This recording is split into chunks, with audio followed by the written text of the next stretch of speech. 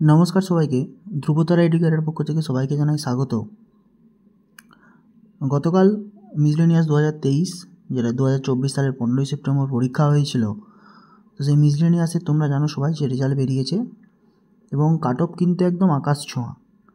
Cut off খুবই বেশি গেছে। আমিও একটা কাট অফ প্রেডিকশান করেছিলাম, যেটা আমার মনে হয়েছিল প্রশ্নের লেভেল দেখে এবং অ্যাটেন্ডেন্স কত ছিল, তো সেই সব দেখে আমিও একটা প্রেডিকশান করেছিলাম। তো আমি বলেছিলাম যেটা, তো তার থেকে প্রায় 10 নাম্বার বেশি গেছে কাট অফটা। তো সত্যিই খুবই হাই কাট অফ।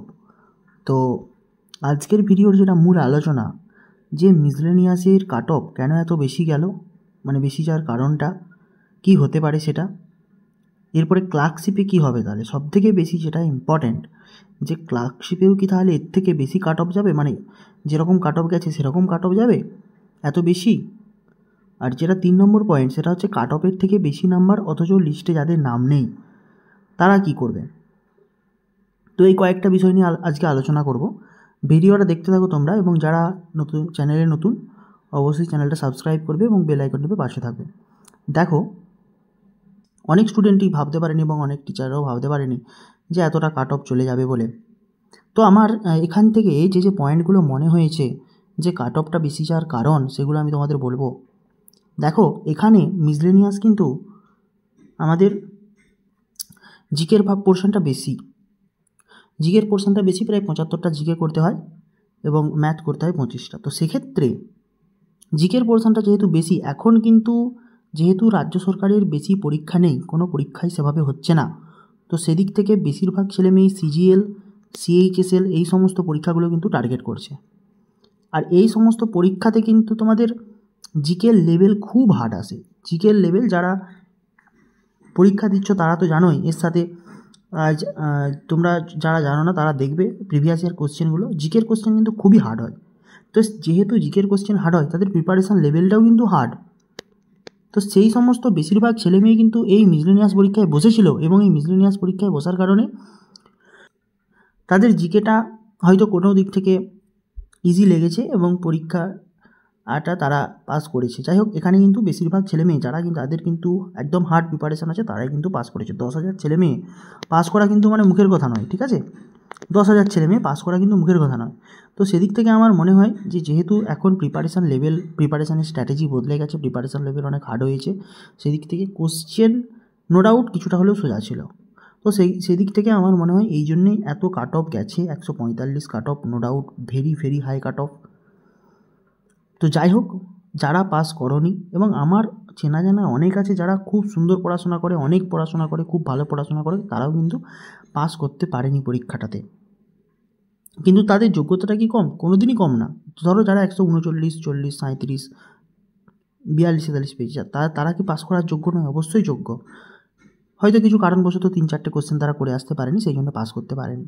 যাই হোক, আমার মনে হয়েছে এই জন্যে, যেহেতু প্রিপারেশান লেভেল খুব বেড়েছে আগের থেকে, এবং এটা বোঝা যাচ্ছে যে ছেলেমেয়ে কিন্তু খুব ভালো করে প্রিপারেশান নিচ্ছে এবং খুব হার্ড প্রিপারেশান নিচ্ছে। তো আজকের দিনে দাঁড়িয়ে মিসলেনিয়াসের রেজাল্ট আমাদেরকে এই শিক্ষাটাই দিয়ে যায় যে আমাদের উপরে উপরে পড়ে গেলে হবে না, সেটাকে অনেক ডেপথে পড়তে হবে এবং অনেক নিখুঁতভাবে পড়তে হবে। এবং কাট অফ প্রেডিকশান সত্যিই খুব মুশকিল বিষয়। তো যাই হোক, আর অনেকেই আমার ভিডিওর কমেন্টে বলছিলে যে 145 কাট অফে। তবে দেখো, এই কাট অফটা না কয়েকদিন আগেই বেরিয়ে গেছিলো। কী করে বেরিয়ে গেছিলো আমি ঠিক জানি না। যাই হোক, ওসব ব্যাপারে আমি যাচ্ছি না। তো দ্বিতীয় বিষয় যেটা, যে ক্লার্কশিপেও কি এরকমই হবে? ক্লার্কশিপের কাট অফে কি এরকম যাবে? দেখো, ক্লার্কশিপে ভ্যাকেন্সি কিন্তু 8,000।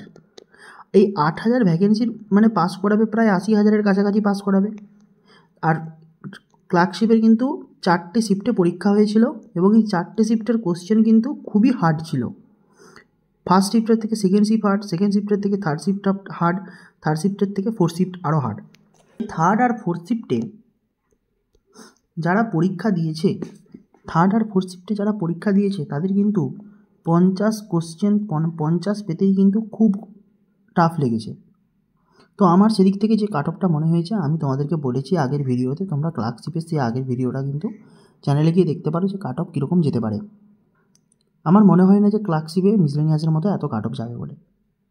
আরেকটা ব্যাপার যেটা বললাম যে যাদের নাম নেই লিস্টে অথচ তারা কাট অফ নাকি ক্লিয়ার করেছো, তো তাদেরকে বলবো তোমরা আর কিছুদিন ওয়েট করে যাও। পিএসসি বলেই দিয়েছে, তাদের রেজাল্টের শেষে দেখবে লেখা আছে যে কিছুদিন পরে ওএমআর আর তোমাদের মার্কস ডিস্ট্রিবিউট করা হবে এবং সেটা পাবলিশ করা হবে।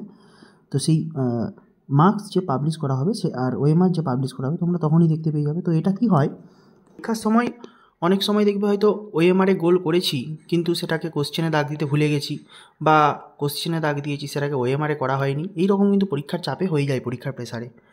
তো আমার মনে হয় সেরকমই তোমাদের কিছু হয়েছে, বা গুনতে কোনো একটা ভুল হচ্ছে, কোনো মার্কস যে তোমরা গুনছো, গুনে দেখছো কত হচ্ছে, সেটা কিন্তু তোমাদের কোথাও একটা ভুল হচ্ছে। তোমরা আর কিছুদিন ওয়েট করে যাও, তোমরা পিএসসির ওয়েবসাইটেই দেখতে পাবে তোমাদের মার্কস, এবং তাহলেই তোমরা নিশ্চিত হয়ে যেতে পারবে। তো যাই হোক, ভিডিওটা আজকে এই পর্যন্তই ছিল। আমার মনে হয় না যে মিসলেনিয়াসের এত কাট অফ গেছে বলে সেটা ক্লার্কশিপেও যাবে বলে, কেননা ক্লার্কশিপে একটা হিউজ নাম্বার অফ স্টুডেন্টস সেখানে পাস করবে, এবং সেখানে কোশ্চেনের difficulty level obviously no doubt খুব খুব হার্ড ছিল, বিশেষ করে মিসলেনিয়াসের থেকে।